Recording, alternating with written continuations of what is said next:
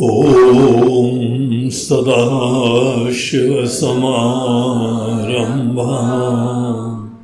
शङ्कराचार्यमध्यमाम्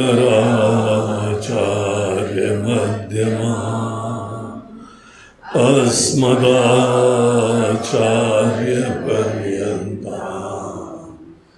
वन्दे गुरुपरम्पराम्। श्रुतिस्मृतिपुराणानाम्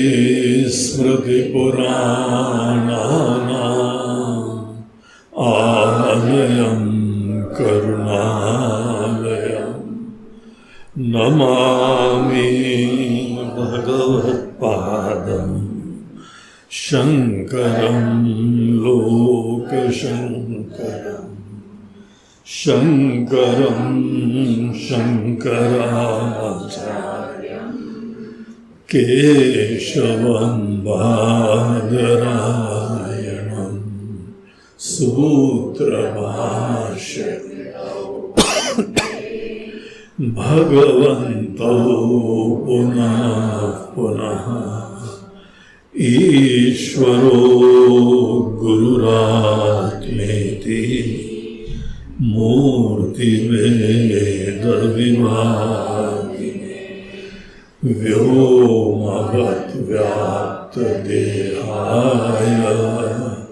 दक्षिणामूर्तये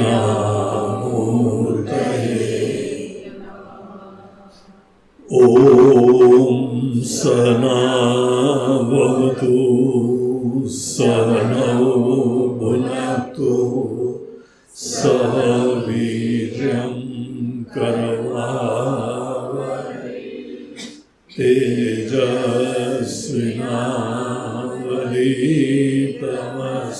मा विद्विषावहै। ॐ शान्ति शान्ति शान्ति। सब बढ़िया, सब फ्रेश हो गए यात्रा से। बड़ी प्रसन्नता की बात है कि बहुत दिन बाद अनेकों लोगों के दर्शन हो रहे हैं।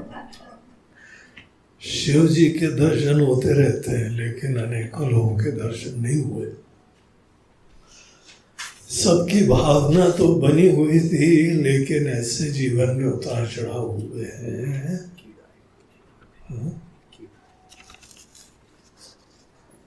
घूमने दो, महादेव जी के ऊपर सांप घूमते रहते हैं।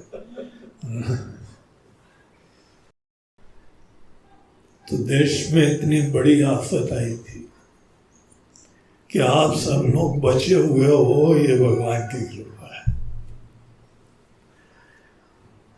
इतिहास में इतना बड़ा प्रकोप देश और दुनिया में नहीं आया था। तो ये सब चीजों से आप सुरक्षित रहे। स्वाभाविक रूप से सब लोगों ने अपना परिवार में स्वास्थ्य का सबका ध्यान रखा है, ये प्रमाण है इसका। आज आप लोग यहाँ पर हैं, इसका प्रमाण है। हाँ, इसी चक्कर में कुछ लोगों का यहाँ से गमन भी हो गया है। हमारे मान सिंह जी की श्रीमती जी वो चली गई। सुमन बैठे हैं, उनकी श्रीमती जी चली गई। तो कितने लोग जो हैं उनका समय आ गया। जब समय आता है तो कोई ना कोई बहाना बन जाता है और फिर तो जाना ही होता है। फिर कितना भी कुछ हम करना चाहें, कुछ नहीं कर सकते। जब तक हम यहाँ पर हैं, ईश्वर की कृपा की अनुभूति करो और जो मूल चीज है उसको जानने की कोशिश करो। देखो, ये जीवन है, इतना बड़ा आशीर्वाद है, लेकिन सब जानते हैं कि नश्वर है। आज हमारे सामने सब लोग बैठे हुए हैं, लेकिन सच्चाई क्या है कि हमको भी जाना है। थोड़े समय बाद शरीर के दृष्टिकोण से आपके बीच में नहीं रहेंगे। और अगर हमारी इनिंग्स लंबी चली गई, आपकी खत्म हो गई, तो आप भी नहीं रहोगे। किसकी इनिंग्स कब खत्म हो जाए, भगवान ने भी क्या जुगाड़ करा है, इसको सीक्रेट ही रखा है, किसी को नहीं बताया। ज्योतिषी लोग बहुत हाथ पैर मारते हैं, लेकिन उन ज्योतिषी को भी नहीं पता कि हमको कब जाना है। यहाँ इंदौर में एक बहुत बड़े ज्योतिषी थे, उन्होंने यहाँ आके अनेकों का योगियों को भी संन्यास तक करवाया है, लेकिन उनकी बिटिया उसकी शादी भी ज्योतिषी के घर में करी, लेकिन शादी होते ही सब चीजें खराब हो गई। फिर वो घर में आके बैठी, हमने पंडित जी से पूछा, पंडित जी कहा क्या करा आपने, ज्योतिषी आपकी कहाँ गई?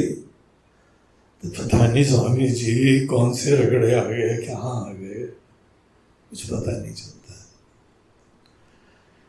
इसीलिए उस चक्कर में नहीं पड़ना चाहिए कि अभी तो बहुत समय है। यही निश्चय करना चाहिए कि हमारा बहुत कम समय है। यहां आप आ गए हो तो एक चीज तो हम कह सकते हैं, गुरु पूनम तक तो रहोगे, उसके बाद हमारी गारंटी नहीं है, यहां से चले जाओगे। मगर तब तक हम और शिव जी बैठे हुए हैं, गुरु पूनम तक सब सकुशल रहोगे आप। लेकिन अगर हमारा जाने का समय आ गया, और कभी भी आ सकता है, देखिए किस एक क्षण में आता है, कोई एक्सीडेंट दुर्घटना एक क्षण में हो जाती है, हार्ट अटैक एक क्षण में आ जाता है, कहां से कोई आफत एक क्षण में आ जाती है। इसीलिए प्रत्येक क्षण हमारा बहुमूल्य है, बहुत महत्वपूर्ण है। यहाँ पे अनेकों लोग हम जानते हैं, जीवन में उन्होंने बहुत सेवा करी है, देश की, दुनिया की, परिवार की। अनेकों बड़े वरिष्ठ अफसर लोग बैठे हुए हैं, अनेकों बिजनेसमैन हैं, कार्यकर्ता हैं, सब लोगों ने समाज में खूब सेवा करी है, परिवार की खूब सेवा करी है। लेकिन पता है आपको, ये बात बताना हमारा धर्म है, आवश्यकता है कि ये सब चीजें छूटेंगी। हमारा देश, हमारा परिवार, हमारा घर, हमारी गाड़ी सब चीजें एक दिन छूटेंगी।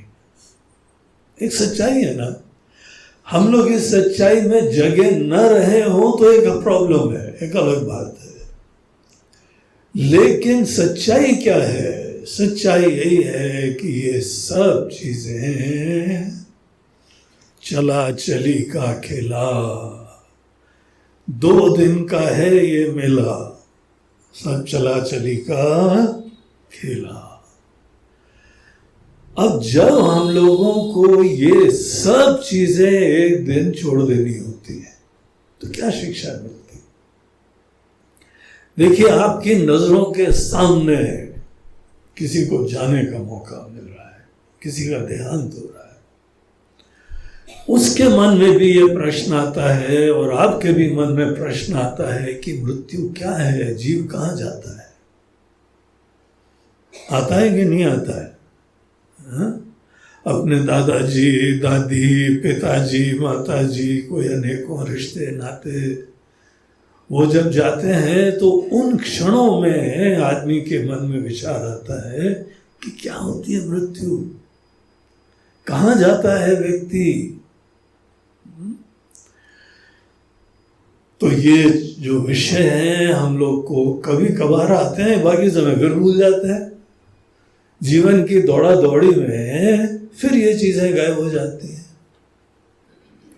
ये प्रश्नों का उत्तर हमको जीवन में जरूर प्राप्त करना चाहिए। हम लोगों के जो मनीषी लोग रहे हैं, उन्होंने इसके ऊपर बहुत शोध करा, मेडिटेशन करा, रिसर्च करा, ज्ञान प्राप्त करा। हम लोग का भारत देश विश्व गुरु है इस संदर्भ में। तो देखिए हम लोग यहाँ पे ये देख रहे हैं कि दुनिया कितनी परिवर्तनशील है, अनित्य है।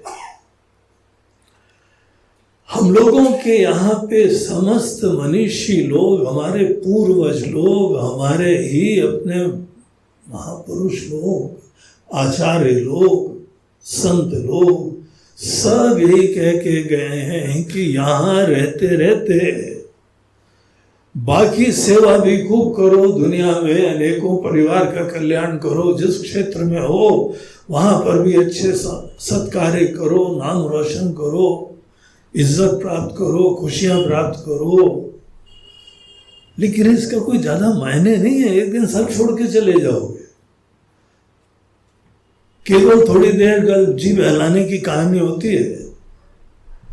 जो आपके सही में हितैषी लोग हैं वो आपको बताएंगे कि अनित्य को सदैव अनित्य ध्यान रखो। जो अनित्य है बस ध्यान रखो, उससे द्वेष नहीं करना चाहिए, उससे भाग के भी नहीं जा सकते हैं। अब अनित्य से भाग के कहां जाओगे? आप नहीं नहीं नहीं ये काम धंधे बेकार है तो क्या करोगे? कुछ ना कुछ दूसरा, जहां जाओगे सब अनित्य रहेगा। नहीं हम तो जा रहे हैं महाराज जी, पहाड़ों में जा रहे हैं, तो पहाड़ भी तो अनित्य रहेंगे ना। देखते देखते ऐसे जो है वो वहां पे सब पत्थर गिरते हैं और पता लगा सब अनित्य है, खत्म, झरझर हो रहा है। सब पूरी दुनिया अनित्य है। अनित्य के अंदर ही जीना होता है। रिश्ते अनित्य हैं, 2 दिन की कहानी होती है।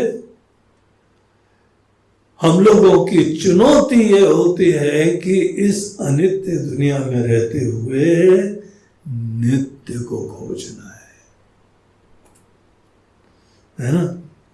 नित्य की तलाश, सत्य की तलाश, ये केवल कोई थोड़ी देर शब्दों में नहीं खेलना है, हमको जगना है उस चीज के अंदर। केवल हम एक शब्द बोलते हैं, हाँ वही तो परमात्मा है, वो ब्रह्म है, वो आत्मा है। अरे वो शब्द से क्या लेना देना, हमको देखना चाहिए ना, जगना चाहिए उसमें। नित्य में जगने की जो यात्रा होती है वो यात्रा ही आध्यात्मिक यात्रा होती है। आध्यात्मिक यात्रा में बाकी जो भी अनित्य है, जो दुनिया की तरीके से, वो कितनी सुंदर दुनिया है, और क्यों ना हो साक्षात परमात्मा ने बनाई हुई है। अब कई लोग होते हैं ना, बहुत बढ़िया कलाकार होते हैं, क्रिएटिव आर्टिस्ट होते हैं, कोई बहुत ही बढ़िया जो है वहाँ पेंटिंग बनाते हैं, म्यूजिशियन होते हैं, कई भोजन बनाते हैं। देखो कई चीजों में बहुत सुंदर कलाकारी होती है, सामर्थ्य होता है। फिर हम भगवान को देखें, अल्टीमेट आर्टिस्ट है भगवान। भगवान से ज्यादा बड़ा कोई आर्टिस्ट नहीं है। हम लोग उसके सामने फीके पड़ जाते हैं। हर फूल को देखो, हर जानवर को देखो, हर पक्षी को देखो, हर इंसान को देखो, क्या भगवान ने बनाया है। कभी एक जैसा दूसरा नहीं है, इतनी यूनिकनेस बनाई हुई है। हम लोगों से कहा जाए कि जरा समोसे बनाओ, हमारे समोसे सब पूरे जो है ना वो एक जैसे होते हैं, एक से दूसरे में फर्क नहीं पता लगता है। लड्डू बनाओ, नहीं वो तीसरा वाला लड्डू लाओ, बोलते गुरुजी खत्म, तीसरा कहां पहचाना है इसके अंदर। लेकिन देखो तो क्या कलाकारी है भगवान की, ऐसी अद्भुत दुनिया बनाई है। तो दुनिया की प्राप्ति के समय बहुत बड़ा धन्यवाद करना चाहिए, बिग थैंक यू। ये दुनिया देखने को मिली है, फ्री पास मिला है ये दुनिया देखने को। ईश्वर ने अपने हाथ से बनाया और हमको भेजा, जा बेटा देखो, आनंद लो, लोगों को देखो, अनेकों वस्तुओं को देखो, अनेकों पहाड़ों को देखो, नदियों को देखो, देश को देखो, सेवा करो, जो करना है करो। थोड़ी देर के लिए शो चालू हो गया। लेकिन भगवान एक तरफ से बहुत बढ़िया दुनिया बनाते हैं, लेकिन सब अनित्य होता है, देखते देखते खत्म हो जाता है। इसीलिए विवेकी लोग यहाँ पे दुनिया को देखते हैं, अनुभव करते हैं और एक ही प्रार्थना करते हैं।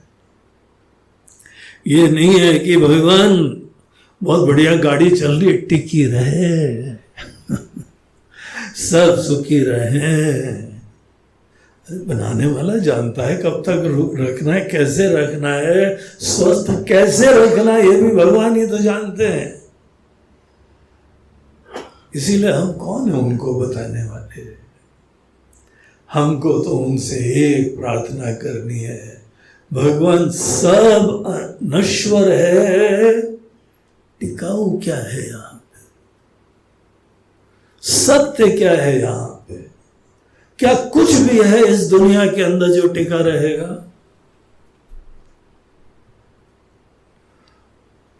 हाँ, गुरुजन जानते आत्मा है, आत्मा है।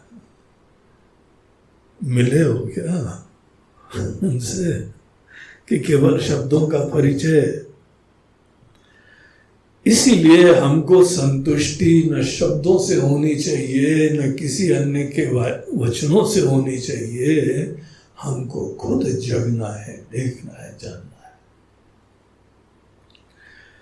है। ऐसे जो भी यहाँ पे जीवन में जिज्ञासु होते हैं, उनके लिए बहुत सुंदर सुंदर रचनाएं हैं, ग्रंथ हैं। और एक यहाँ पे ग्रंथ जो हम लोग इस शिविर में पढ़ने जा रहे हैं, उनमें से एक अनमोल रत्न है ये।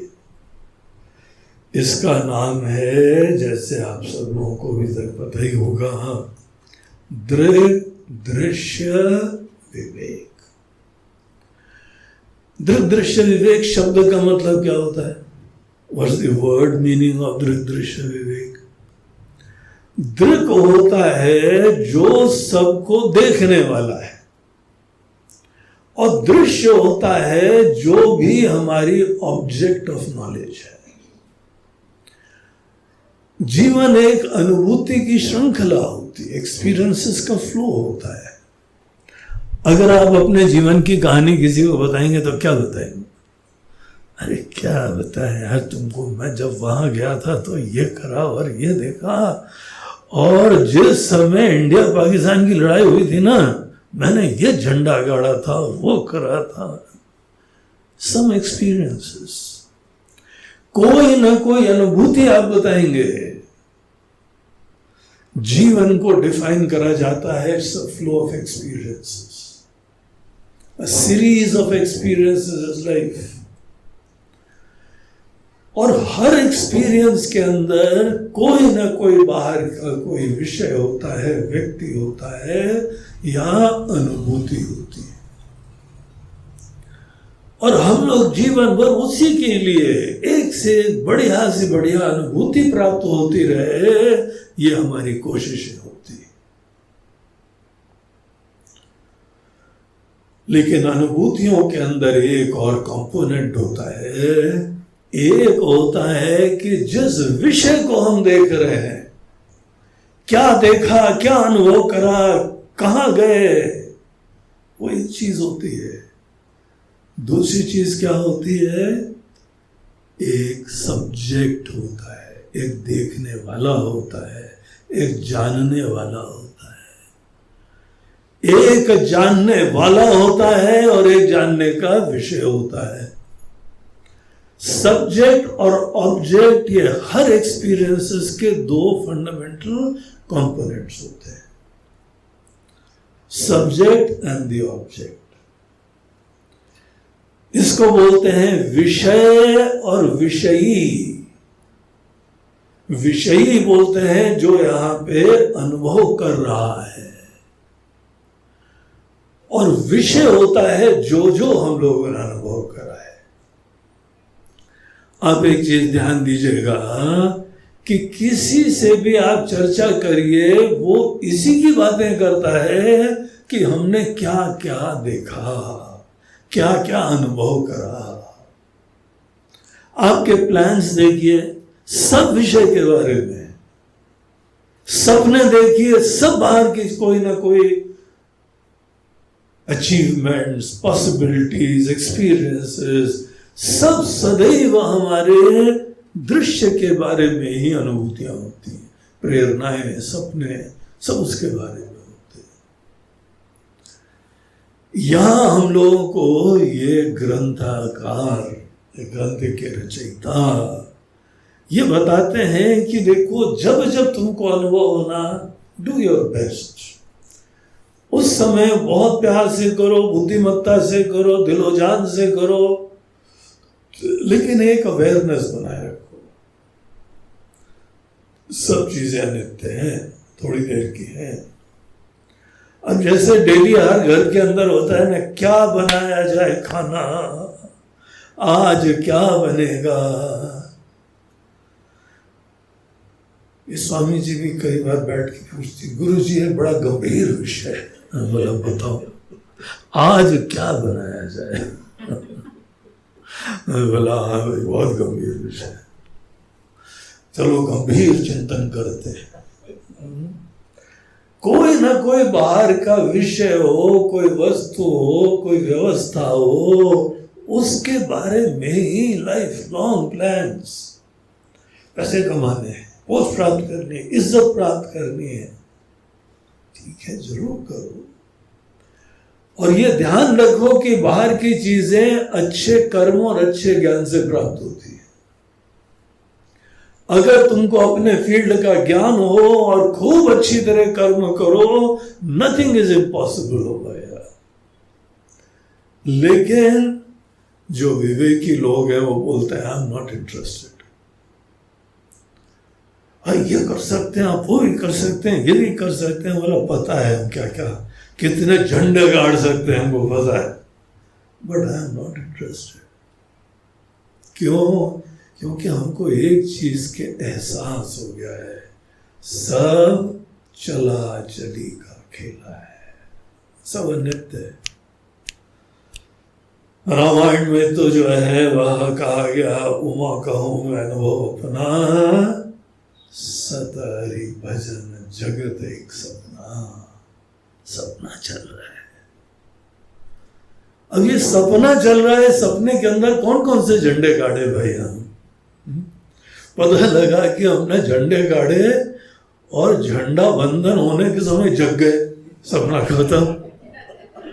लो पूरा जो है हम राष्ट्रगान भी नहीं कर पाए, उसी समय जगना था, अलार्म बज गया,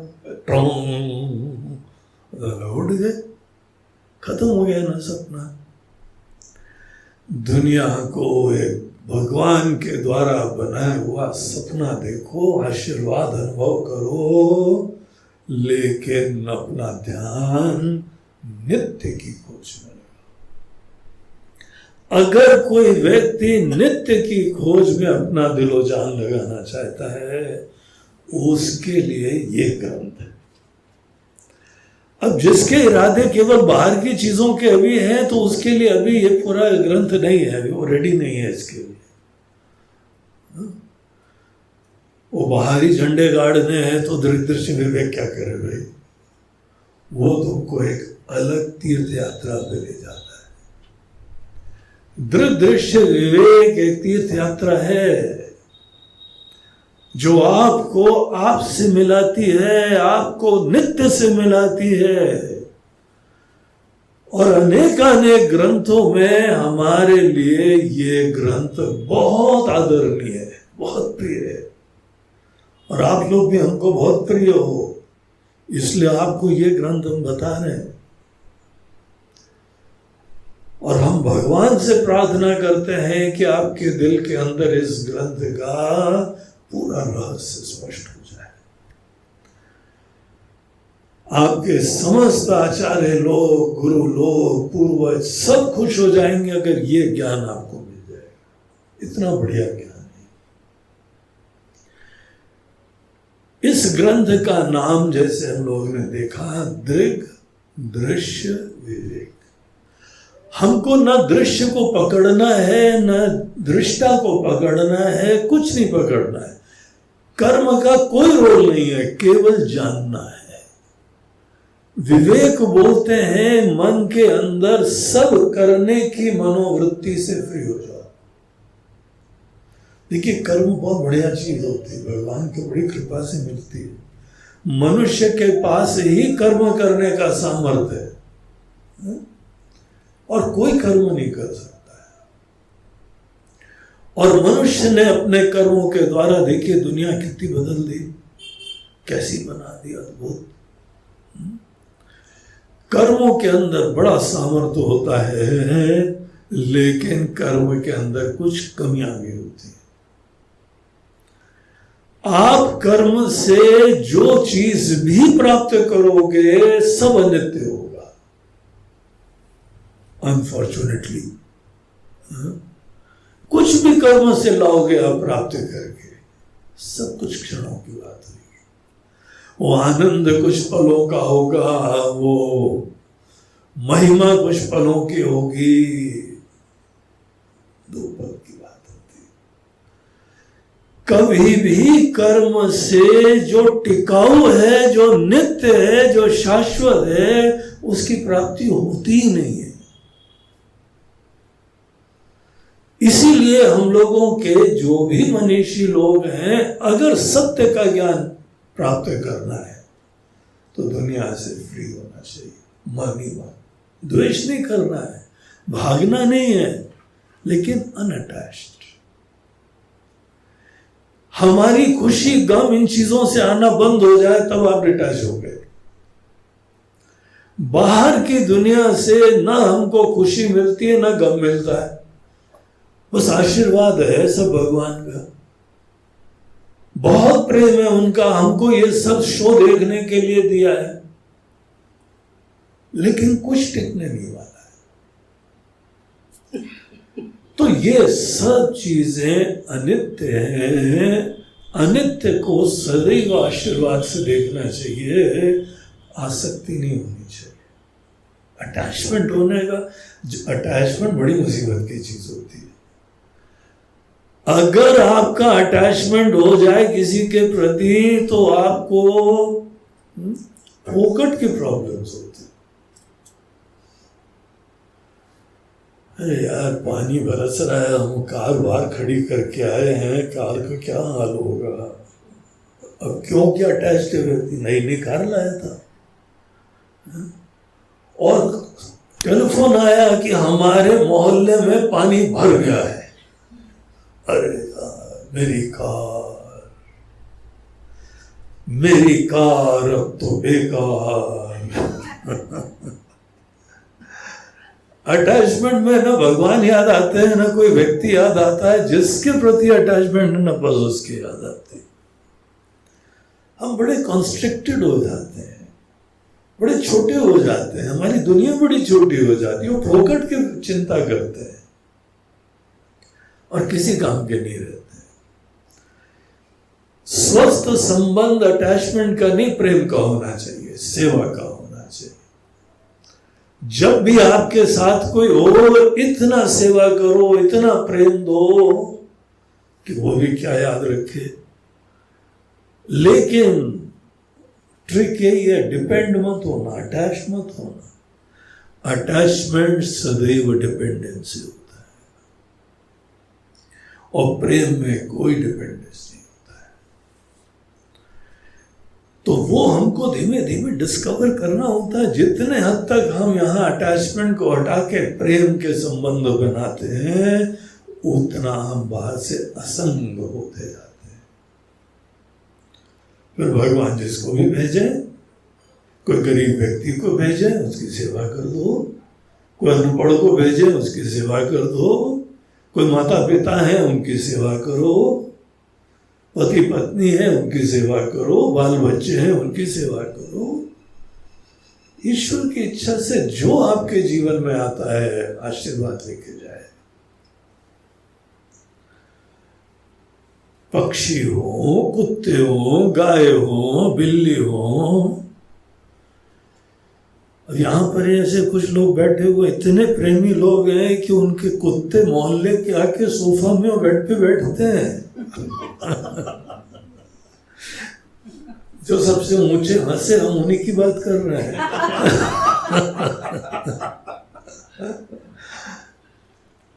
और इनके नीचे किराएदार हैं, वो एक बेड पे खुद एक साइड में सोते हैं और पड़ोस में मोहल्ले का कुत्ता उसी बेड पे उनके साथ सोता है। एक से एक प्रेमी लोग बने हुए दुनिया में, इतना प्रेम करते हैं। ये तो बहुत ही अच्छी बात है। कोई किसी की जो भी संयोग से आ गया जीवन में, खूब सेवा करो, लेकिन अटैच नहीं होना। मुक्त रहो, फ्री रहो, सबकी सेवा करो। बाहर की दुनिया में जब ऐसा संबंध होता है तो अंदर की यात्रा आसान होती है। जो अटैच हुआ उसको आत्मा आत्मा का ज्ञान कुछ लेना देना नहीं होता, कर ही नहीं सकता कभी वो। तो यहां पे हमको दृश्य के साथ बहुत ही स्वस्थता का संबंध होना चाहिए, और तभी दृग अर्थात दृष्टा, the seer, the witness, the knower, कौन जानता है, सब्जेक्ट कौन है और ये ऑब्जेक्ट क्या है। This is the most critical viveka. सबसे महत्वपूर्ण विवेक यही होता है। सब दुनिया में अनेक प्रकार के विवेक होते हैं। कैसे धंधा करा जाए, कैसे लाभ होता है, कैसे हानि होती है, कैसा फायदा होता है, कैसे नुकसान होता है, भोजन में क्या चीज स्वास्थ्यकारी होती है, क्या हानिकारक होती है, कहीं पे बिजनेस में ये प्रॉफिट है, ये लॉस है, यहां इन्वेस्टमेंट करो, यहां से हटाओ। ये जो है वह अनेकों क्षेत्र है, इसका लाभ, इसकी हानि। विवेक हर जगह होता है।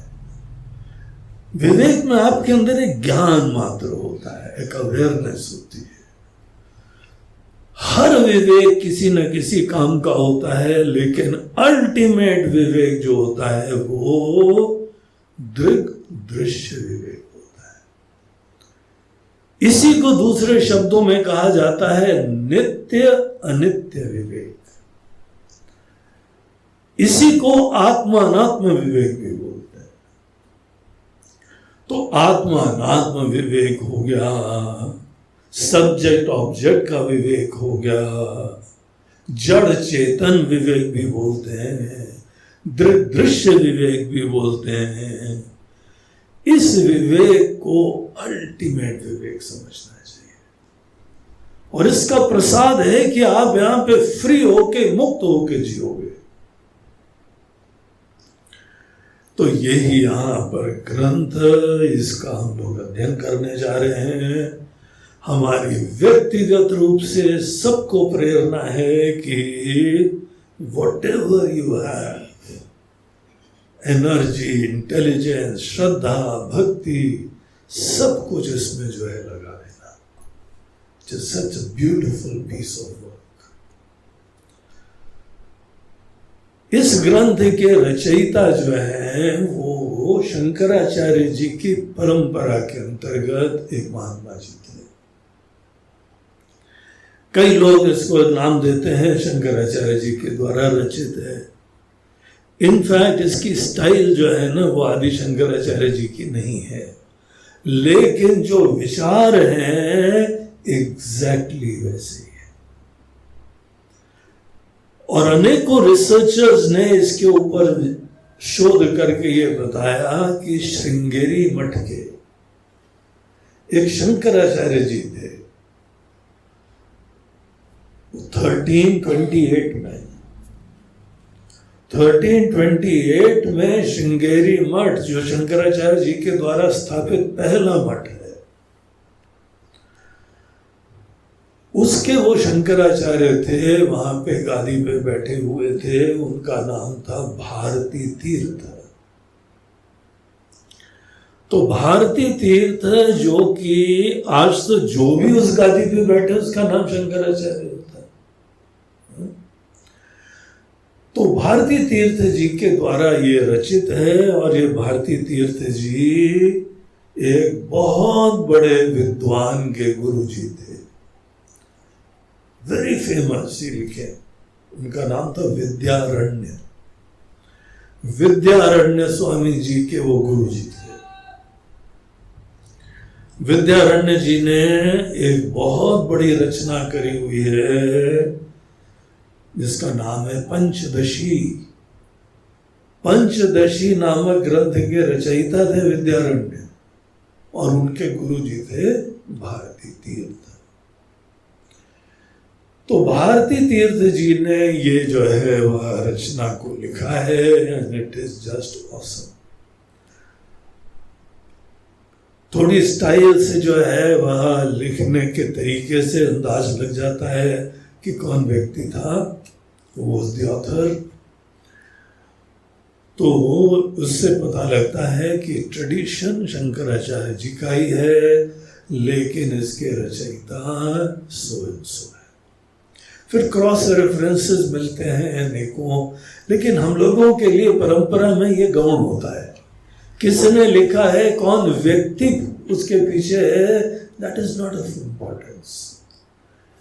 हम जहां पे बोलते हैं कि व्यक्ति कोई भी होता है, इट्स टेम्परेरी मैनिफेस्टेशन, वो सत्य नहीं, शाश्वत नहीं होता है। इसीलिए यहाँ के मनीषी लोग बहुत बड़ी बड़ी बातें लिखते थे, लेकिन अपने व्यक्तित्व को महत्व नहीं देते। आपने जीवन में क्या करा है, आपने क्या करा है, बोलते हैं ये सब पॉकेट का बातें मत करो। हमने क्या करा है, नहीं, जीवन में सत्य क्या है, इस व्यक्ति ने क्या करा है, ये हमारे लिए इंपॉर्टेंस नहीं है। सत्य क्या है ये जानो।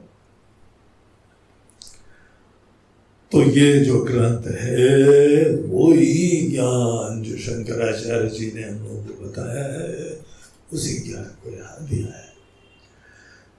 वो बोलते हैं कि अगर तुम आत्मज्ञान के लिए सिंसियर हो, अगर तुम सही में चाहते हो, तो मात्र एक काम तुमको करना है, ये विवेक, दृढ़ और दृश्य का, इसकी क्लैरिटी ले आओ, बस, दैट इज ऑल।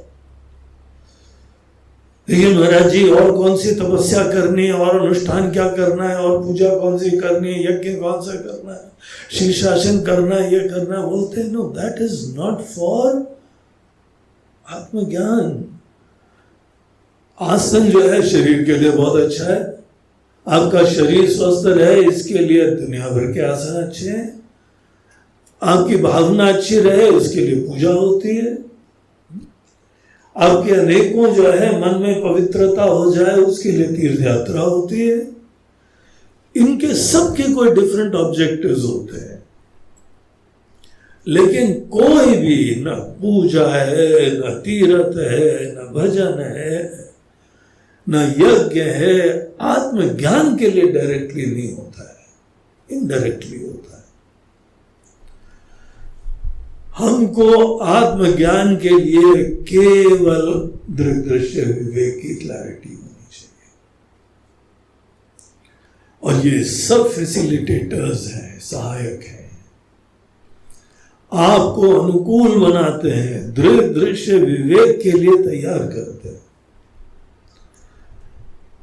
तो यही मात्र करना है, और इसमें भी एक हमको शुरुआत में क्वेश्चन देते हैं, बोलते हैं कि जो जो तुमको अनुभूति प्राप्त होती है ना, any experiences you are going through, एक प्रश्न लाओ, इसको जान कौन रहा है, इसको अनुभव कौन कर रहा है। इस क्वेश्चन को पकड़ लो कि इस दृश्य का दृष्टा कौन है, इस एक्सपीरियंस का एक्सपीरियंसर कौन है, ये प्रश्न पकड़ लो, और इसको ही आगे परस्यू करते जाओ। यहां दृष्टा कौन है, नॉलेजर्स कौन है, जानने वाला कौन है। और हम इसके लिए तभी जाके फुली इन्वॉल्व होंगे जब जो अनुभव कर रहे हैं वो इतना ज्यादा इंपॉर्टेंस का नहीं होगा। Take it in your strides. धन्यता से, आशीर्वाद से लो, खुश रहो हर परिस्थिति में। बाहर की जो दुनिया में आता है खुश रहो, संतुष्ट रहना सीखो। जितने लोग हैं सबको देखो कि सब मूल रूप से परमात्मा के रूप हैं, सभी संतुष्ट हैं, अच्छे ही है। भगवान तो वो साक्षात आनंद के धाम है, संतुष्ट है। गुरु जी भी संतुष्ट है। समाज महाराज जी, दुनिया को हमारी जरूरत है, भैया दुनिया भी संतुष्ट है, सब परमात्मा रूप है भाई। दुनिया को मूल रूप से ऐसा देखो, पोटेंशियली डिवाइन। आज हो सकता है कोई ज्ञानी ना हो, but everybody is potentially divine. Potentially सब परमात्मा है। इसीलिए जो परमात्मा ही है, हम क्या करें उनके लिए। अपनी तरफ से कोई चिंता मत करो, अनलेस स्पेसिफिकली रिक्वेस्टेड। कोई तुमसे रिक्वेस्ट करे आके तो जरूर सेवा कर दो, अन्यथा अपनी तरफ से सबको बड़े प्यार की नजरों से, इज्जत की नजरों से देखो। अब ऐसे थोड़ी हमको देखना है कि जो ये आ गया नालायक, ये रोगी आ गया, ये बेवकूफ आ गया, ये अज्ञानी आ गया। महाराज जी, दुनिया में सब हमारा अज्ञान इतना ज्यादा है कि हम दुखी हो जाते हैं। यार तुम ऐसी नजरों से देखोगे तो तुम दुखी रहोगे, कभी तुमको थोड़ी शांति मिलेगी। लेकिन इस नजरों से देखो, सब परमात्मा रूप है। सिया राम में सब जग जानी, ईशावास्यमिदं सर्वम यत्किंच जगत्याम जगत। सभी परमात्मा के रूप है। देखो, परमात्मा के रूप कहने का मतलब यह है कि हमारी आसक्ति, अपेक्षा, चिंता समाप्त हो। मूल रूप से हमारी आसक्ति, चिंता, जिम्मेदारी, सेल्फ इम्पोज्ड रिस्पॉन्सिबिलिटीज, ये सब खत्म करने के लिए होता है। और हर व्यक्ति को अपनी अंदर की यात्रा खुद ही करनी होती है। गुरु भी गाइड कर सकते हैं, आगे तो हम ही को करना है ना। हमारे पूज्य गुरुदेव सब, उन्होंने ज्ञान दिया, दिशा ही तो दे सकते हैं ना। फाइनली हम उसमें इंटरेस्टेड ही नहीं हो तो बेचारे क्या करें। हमको ही इन्वॉल्व होकर आगे बढ़ना पड़ता है। इसीलिए दृश्य दुनिया को असंगता से देखो, इज्जत से देखो, प्यार से देखो, धन्यता से देखो। देखिए, जहां पर वेदांत के आश्रम होते हैं ना, वहां जनरली शिवजी मंदिर में बैठते हैं। और शिवजी मंदिर में बैठे उसका मतलब क्या है? भोले बाबा है, आशुतोष है, संतुष्ट है। पिछले बार ये स्वामी जी वगैरह ने एक भजन सबको सुनाया, सिखाया था। आशुतोष शशांक शेखर, सदैव संतुष्ट, खुश, प्रसन्न।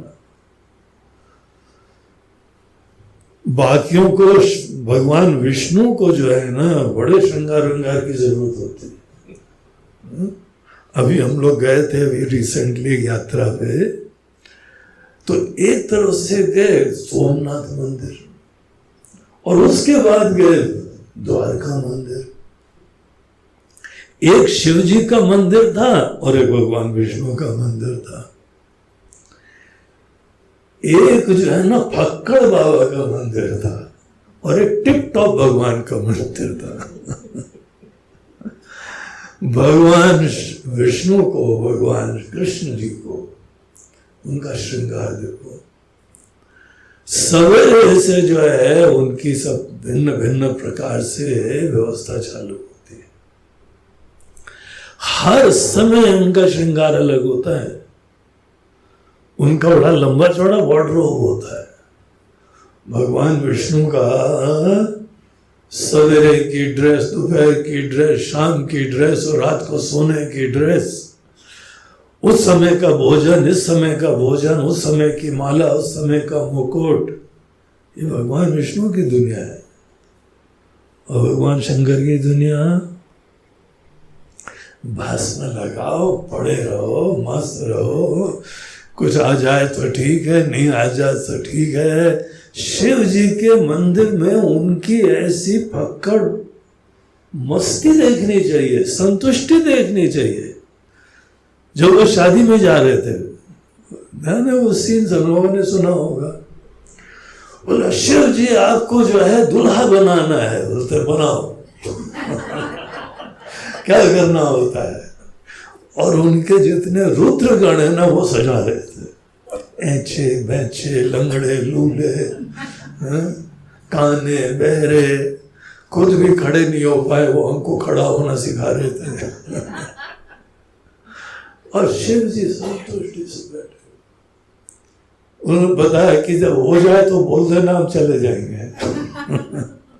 शीशा विशा थोड़ी था उन जमाने में कि चलो दिखाओ, देखें कैसा सजाया है हमको। सब बना बुनो के, किसी ने यहाँ टीका लगाया, किसी ने यहाँ उनकी जटा निकाली, किसी ने बोला नहीं ये लट ऐसे निकाल देते हैं। बोला जो करना करो। बैठे रहे, बाद में एक ने बोला कि बस हो गया, इससे ज्यादा हो ही नहीं सकता है। बोला चलो, सीधे उठे चल दिए। ऐसी हालत थी कि पार्वती जी की माता जी को तो उस समय बेहोशी आ गई। इसके साथ शादी करनी अपनी बिटिया की, हम मर जाएंगे लेकिन इसके साथ शादी नहीं करने वाले। जिसको उठना बैठना पहनने की तमीज नहीं है, वो शादी हमारे साथ कर रहे। शिव जी बोलते हमें क्या, बहुत बढ़िया तो सब। शिव जी की दुनिया अलग होती है, शिव जी के मंदिर की व्यवस्था अलग होती है। हम लोग शिव जी के वहां पे तो जो है बस इनके कपड़े देखो, इनके माला देखो। लेकिन ब्यूटी यह है कि हम लोग अपने बचपने में कुछ भी करते रहते हैं, शिव जी इसमें संतुष्ट रहते हैं। ये जब भी ये स्वामी जी वगैरह श्रृंगार करती है ना, तो हमको याद आता है कि एक दिन था, शिव जी दूल्हा बन रहे थे, बैठे हुए थे, और ये सब रुद्रगण उनकी जो है वो सेवा कर रहे थे। उनको कोई मतलब नहीं। ऐसे बढ़िया है हमारे शिव जी, उनसे प्रेरणा लेते हैं हम लोग। कुछ भी हो, संतुष्ट, मस्त, खुश। हमारी कोई महानता, सुंदरता इन चीजों पे थोड़ी निर्भर होती है। इसका मतलब महाराज जी भगवान विष्णु की परंपरा सब गड़बड़ है क्या? बोलते हैं नहीं भाई, वो उसको शास्त्र कहते हैं प्रवृत्ति लक्षण धर्म के लिए होते हैं। दुनिया में जब जाओ तो कैसे जाओ, जब आत्मज्ञान की तरफ जाओ तो कैसे जाओ, ये शिव जी बताते हैं। लेकिन दुनिया में जब काम करा, किसी भी कामकाज के लिए जाओ तो कपड़ा पहनना, डेकोरम रखना, अपना जो है प्रेजेंटेशन प्रॉपर करना, भगवान विष्णु सब सिखाते हैं। And why not the best, जो तुम्हारे पास है उसमें सबसे बढ़िया से बढ़िया, प्यार से, इज्जत से। तो दोनों देवता बड़े विशेष होते हैं, दोनों से हमको शिक्षा प्राप्त करनी चाहिए। लेकिन ये ध्यान रखो कि आत्मज्ञान के आश्रमों में शिव जी बैठते जनरली, जहां पर भगवान विष्णु बैठते हैं वहां पे प्रायोरिटी अपने अंदर जाने की नहीं होती है, वहां बाहर होलिस्टिक लिविंग की प्रेरणा होती है, कर्म की प्रधानता होती है, ज्ञान आत्मज्ञान की नहीं होती ज्यादा। अभी रिसेंटली हम लोगों का यहाँ पे एक होलिस्टिक लिविंग का कैंप था। कोई दृश्य की बात नहीं करी हमने, कोई आत्मज्ञान की बात नहीं करी। कैसे हमको यहां समग्रता से जीना चाहिए, दिलो जान से जीना चाहिए, उसकी प्रधानता होती। लेकिन जब यहां गुरु पूनम के पहले आत्मज्ञान की बात है तो यहाँ पे कोई कर्म नहीं, यहाँ विवेक की प्राप्ति की बात है। तो ये ग्रंथ का नाम है दृक् दृश्य विवेक। इसके ग्रंथकार के बारे में हमने संक्षिप्त परिचय दिया और उन्होंने शुरुआत में एक प्रश्न दिया है सबको